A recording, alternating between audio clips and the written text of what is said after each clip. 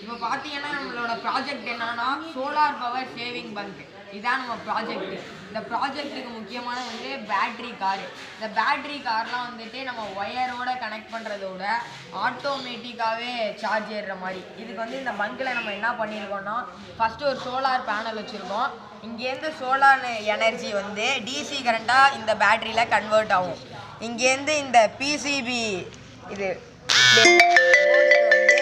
இங்கே DC current ஆகும். அதிகமாக வந்துச்சுன்னா கம்மியாக மாற்ற, கம்மியாக வோல்டேஜ் வந்துச்சுன்னா அதிகமாக மாற்றுறது. இது டிரான்ஸ்ஃபார்மரும் வச்சுருக்கோம்.